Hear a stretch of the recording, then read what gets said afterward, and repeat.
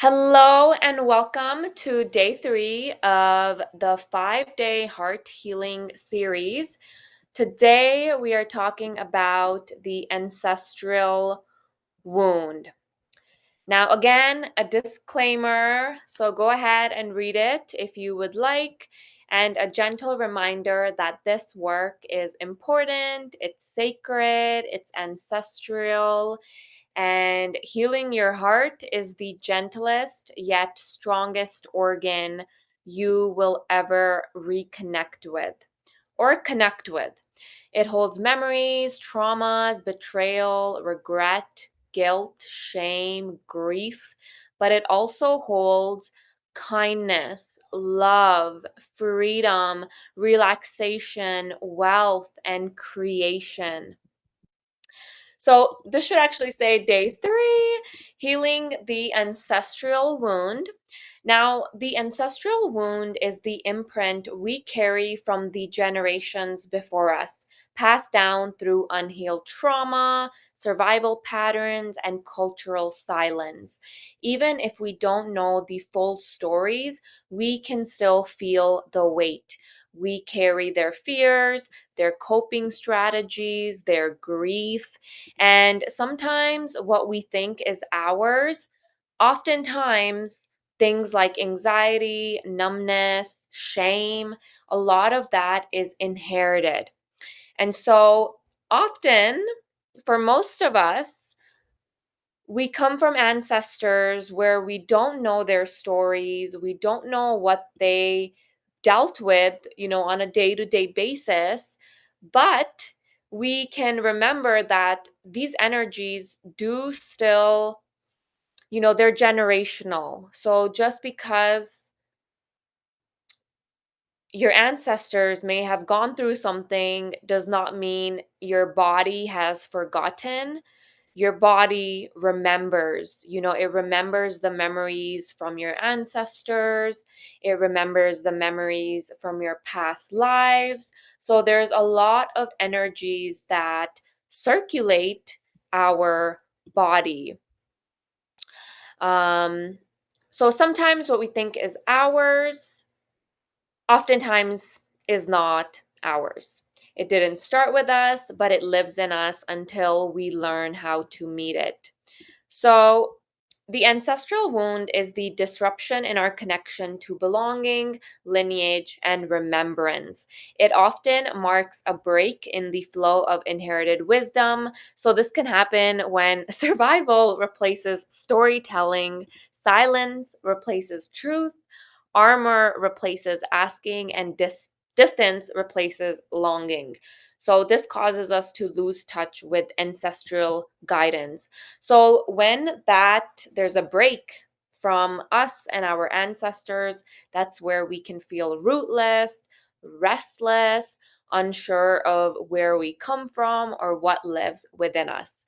So, to begin healing is not to fix the past, but to become a living bridge between what was lost and what can be restored.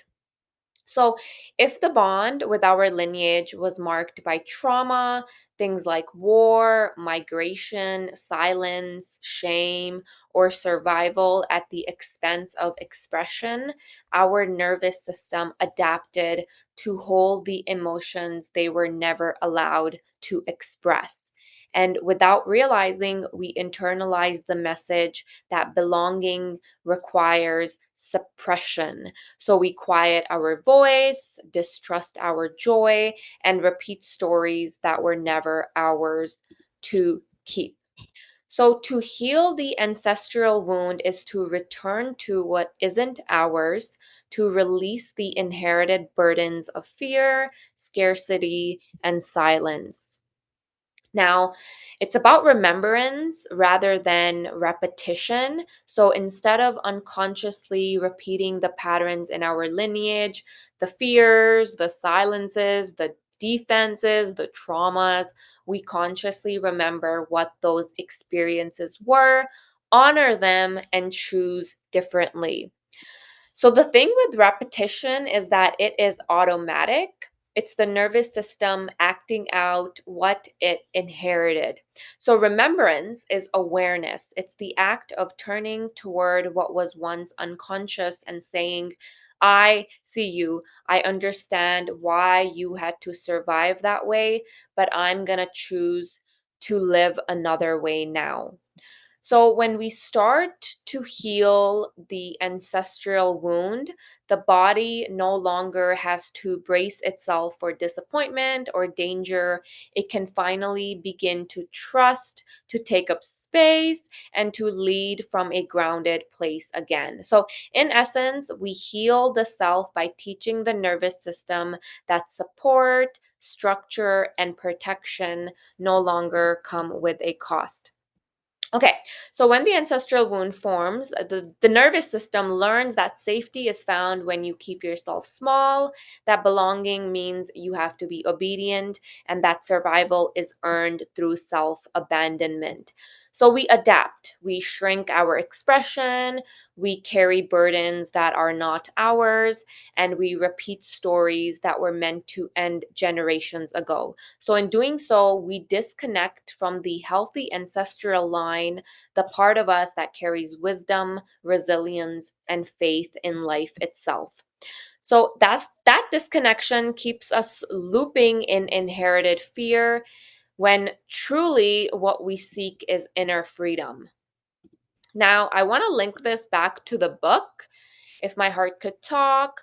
Why do we need to heal the ancestral wound to heal the heart?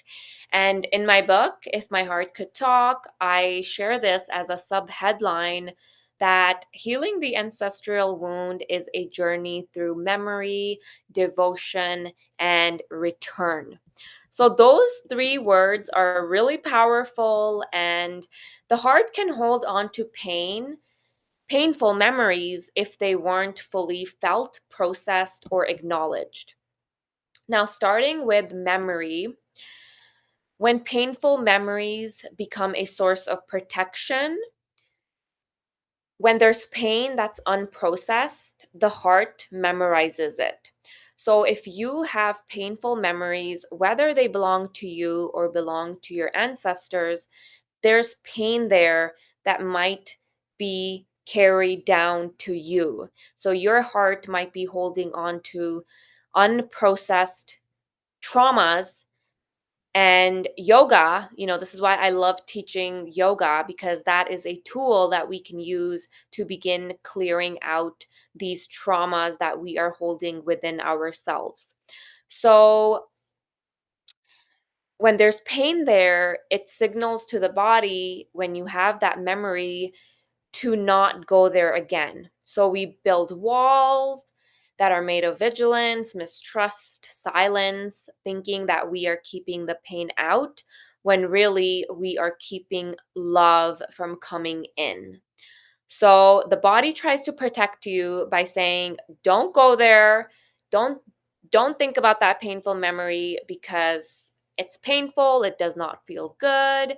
And the work really is when you can begin to look at that, feel it in your body, and start to heal those unprocessed emotions. And yoga helps us with that. So, our ancestors did the same. They stored what they couldn't speak, and those unspoken stories became the blueprints of our nervous system, teaching us that safety is found in distance and that remembering is safer than feeling. When a wound is too overwhelming, whether it's ours or our ancestors, the body learns to think about the pain instead of feeling through it. So, remembering becomes a mental loop that says, stay alert, don't forget what hurt you. This is basically the nervous system's way of keeping us safe from ever having to experience that raw vulnerability again. So, this is why, healing the heart is so, so important, because healing the heart through things like yoga helps to soften those walls. It helps us to bring down our feelings of distrust. It allows us to bring down fears so that we can finally start to feel and allow love to flow again. Um, and, when you heal the heart, you are basically transforming memory that is a shield into a bridge that can allow love to flow through. So instead of crying, trembling, or allowing the emotion to move through us, we analyze, recall, and rehearse the story. So this is why healing the heart matters. It teaches the body that feeling is no longer fatal. Feeling is not going to kill you. So when the heart feels safe again, memory stops being a defense mechanism and becomes wisdom. The past can finally rest. So, number two is devotion. This is the bridge between awareness and embodiment. Now, if memory helps us to see the wound, it's devotion that helps us stay with it long enough to heal it. Because healing is not just a single revelation, it's not just something that we do once. It's a practice of returning over and over and daily and doing these practices. And this is why yoga should be practiced daily. Now, of course, in the yoga world, especially because I come from a more trauma informed yoga, it does not need you do not need to practice it every single day. That can also kind of put you in a place of panic. So starting small, starting with like a guided meditation. This is why yoga nidra specifically is really good for sleep, but also because it requires the least amount of movement. You are just lying down. And I'm going to have a ton of yoga nidras in my library inside my yoga community. So I'm working on creating a lot of yoga nidra audios that you can begin using to, help you with some of this stuff. So devotion matters because the heart opens through consistency. When we devote ourselves to love, we rewire the nervous system to trust safety again. So, in ancestral healing, devotion is the daily practice that changes the pattern. Our ancestors had to survive by staying alert and enduring pain. So now we, as the cycle breakers, we get to heal by showing up with gentleness, kindness, and our ancestors focused on protecting the body. We focus on rebuilding safety inside the heart. So, number three, return. This is when we are no longer bracing for what's already over. So, choosing to forgive rather than holding on to anger and resentment that might not be yours. Now, again, ancestral work is sacred because it involves you building a deeper relationship with your body, which in turn allows you to connect deeper with your ancestors. So it's learning to feel calm in your body again and to trust yourself in the present moment. When the heart feels safe, the body stops bracing for pain that already ended. You begin to respond to life instead of reacting to old memories. The body is finally ready to rest in the truth of your own safety. All right, so that was the 5-day heart healing series. Today was day 3, healing the ancestral wound. Tomorrow, we are going to be focusing on healing the inner child. And this is following the chapters laid out in my book, If My Heart Could Talk. Chapter 1 is Dear Mother. Chapter 2 is Dear Father. Chapter 3 is Dear Ancestors. Chapter 4 is Chapter 3 is Dear Ancestors. Chapter 4 is Dear Inner Child. Chapter 5 is Dear Heart. And this series is alongside the book. So today was day 3. Tomorrow will be day 4. So I will see you back here. Bye.